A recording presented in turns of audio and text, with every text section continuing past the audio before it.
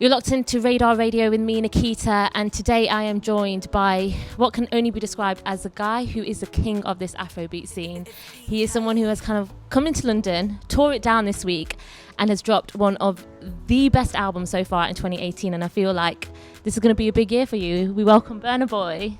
Yeah, man. What's happening? What's happening? How are you? Well, the album's dropped today, right? Yeah, man. So, First of all, let me correct you. It's not Afrobeats. For me, it's afro-fusion. afro-fusion. You get me? Because Afrobeats, as far as I'm concerned, only Fela Kuti does that. Okay, so, Yeah, so it's interesting to say that because some people say Afrobeats, but those some people are wrong. Are they wrong? Yeah. Okay, so afro-fusion.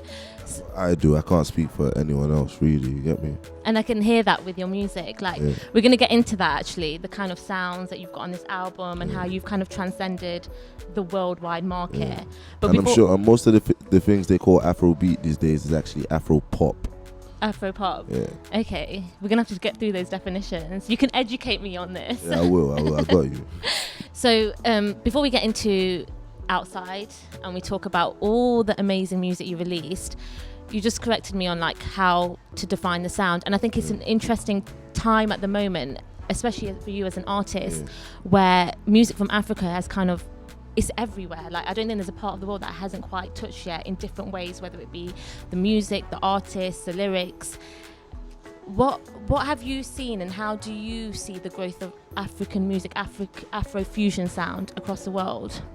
Man, I mean, I feel it's like, I don't know, man. It's just something we never really expected to happen, but it was just bound to happen, you know. And yeah, man, it's just now. It's just started. This is like the beginning. Yeah, man. I wouldn't even say the beginning because it's you get me. It's been a long time coming, but yeah, it's mad. And you were saying you were always doing music. Like, what were you doing in music? It's like it would just be like freestyles for my boys, and like I used to like make beats on Fruity Loops. It was Fruity Loops free at the time. And like, yeah, man, sometimes I'll just record in the cupboard in my room, that thing, and then get beats off of like video games and stuff sometimes and stuff. It was just fun. It wasn't really anything, and it was just something that everyone thought I was special because I could do, innit? Like, so yeah.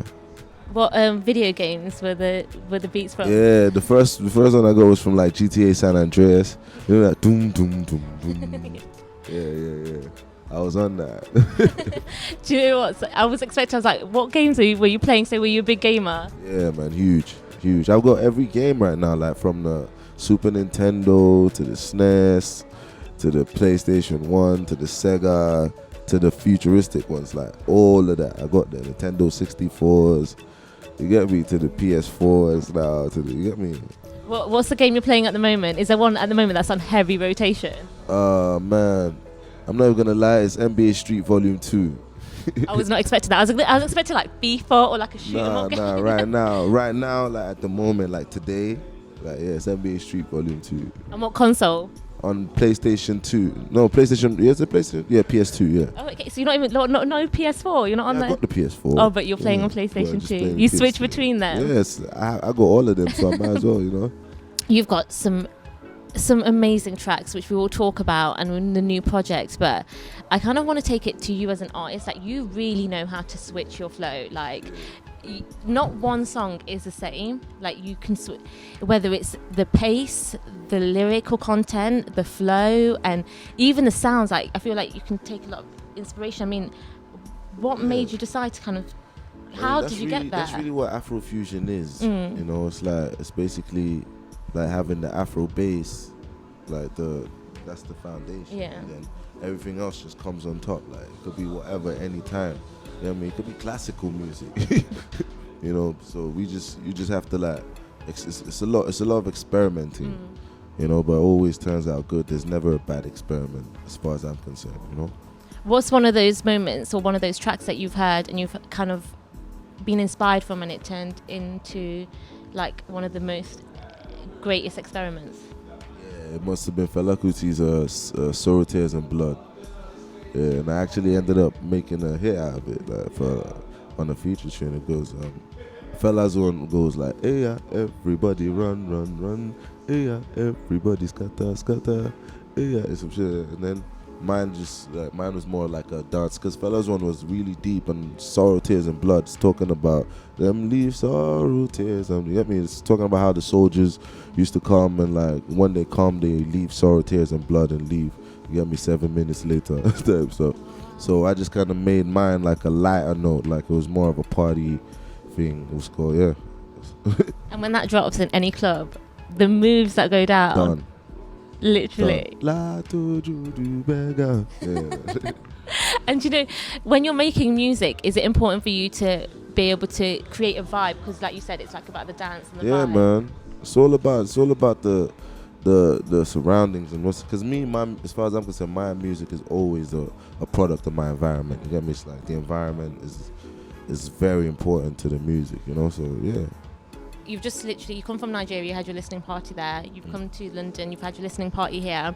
And I mean, you're going across the globe. What are the kind of things that you have seen that have inspired you and your music making now, whether that be artists or, you know, parties and clubs that you're performing in? One thing that's really inspired me with that is the fact that no matter how different every country and every continent and all people are, we're all still the same. Like it's still the same.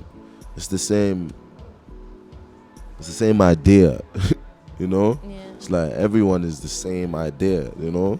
Like, so it's like when you know that, you just understand everything that follows, you know? And that's what going around has done for me, because I know a lot of people who cannot even leave where I'm from. Like, you see what I'm saying? It's like even if they wanted to, like, and they had all the money in the world, they still couldn't leave.